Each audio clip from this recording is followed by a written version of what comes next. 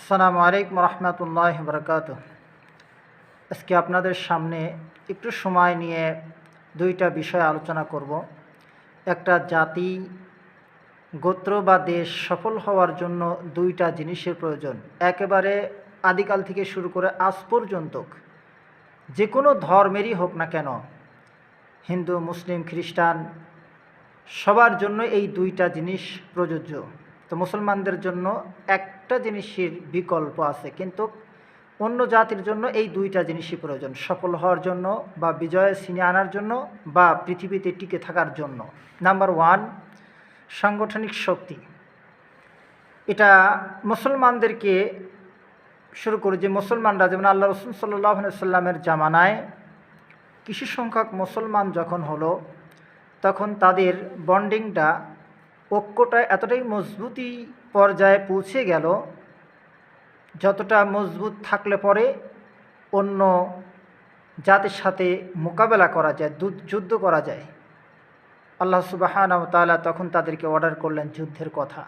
তারা সংখ্যায় কম, কিন্তু তাদের ঐক্য এবং বন্ডিংটা এতটাই মজবুতি ছিল, যেটাকে বলা হয় সীসা ঢালা প্রাচীরের ন্যায়। যদি সব সাহাবী শহীদ হয়ে যেত, একজনও যদি জীবিত থাকতো যুদ্ধের ময়দান থেকে, তারা প্রত্যাবর্তন করতো না, পিঠ দেখায় চলে যেত না। এটাকে বলা হয়, এটাই হলো জাতির ঐক্য এবং সীসা ঢালা প্রাচীরের ন্যায় ঐক্যবদ্ধ থাকা। এরপরে পৃথিবীর দিকে তাকিয়ে দেখেন, হিন্দুরা, সারা বিশ্বের হিন্দুরা ঐক্য, সারা বিশ্বের ইহুদিরা ঐক্য, সারা বিশ্বের খ্রিস্টানরা ঐক্য, সারা বিশ্বের বৌদ্ধরা ঐক্য। তারা কিন্তু ঐক্যবদ্ধ হয়ে থাকে, বিচ্ছিন্ন হয় না। একমাত্র উমাইয়া খেলাফত, উসমানীয় খেলাফত, তুর্কি খেলাফতের শেষ পর্যায়ে বর্তমান মুসলমানরা আজ ঐক্য নাই, যার কারণে মুসলমানরা কিন্তু সেই ঐতিহ্য ভুলে যাওয়ার কারণে তারা আজকে সংখ্যায় বেশি হওয়ার পরেও তারা কিন্তু অপদস্থ এবং মার খাচ্ছে পৃথিবীর বুকে।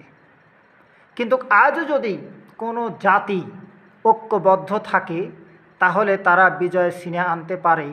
সেটা দৃষ্টান্ত আমাদের সামনেই রয়েছে। তালেবানরা আফগানিস্তানের, পৃথিবীর পরাশক্তি আমেরিকার সাথে তারা যুদ্ধ করেছে, একটা দুইটা বছর নয়।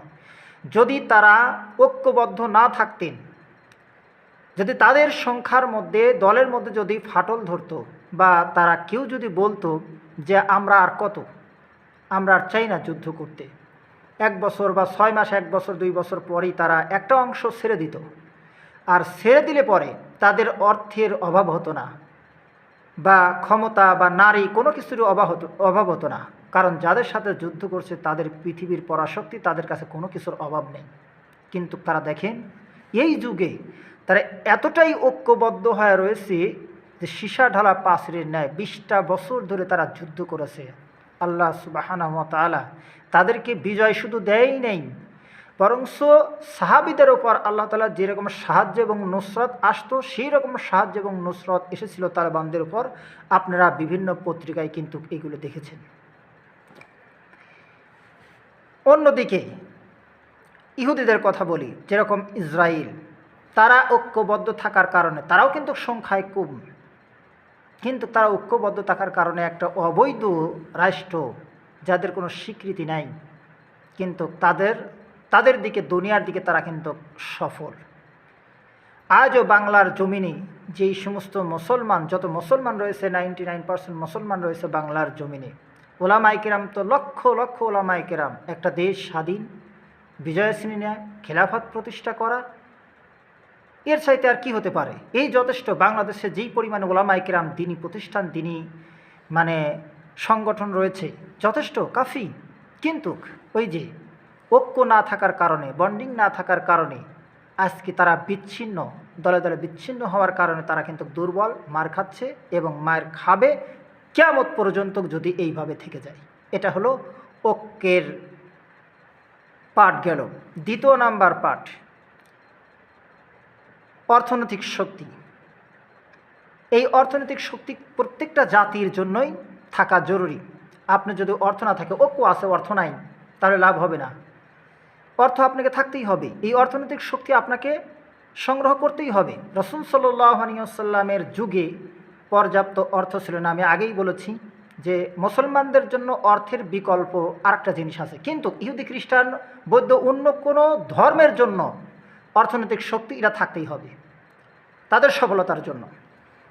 একটা হলো সাংগঠনিক, আর একটা হলো অর্থনৈতিক শক্তি। এই অর্থনৈতিক শক্তি তাদের থাকতেই হবে, কিন্তু মুসলমানদের জন্য রাসূল সাল্লাল্লাহু আলাইহি ওয়াসাল্লামের জামানাও এবং এ জামানাও অর্থের পরিবর্তে তাদের হলো ইমানি শক্তি।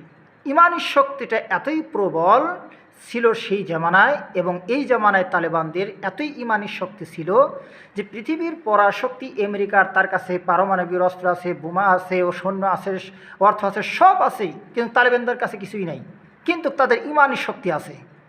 নাম্বার ওয়ান ঐক্য, সাংগঠনিক শক্তি। দ্বিতীয় নাম্বার হলো অর্থনৈতিক শক্তির বিকল্প মুসলমানদের ইমানি শক্তি।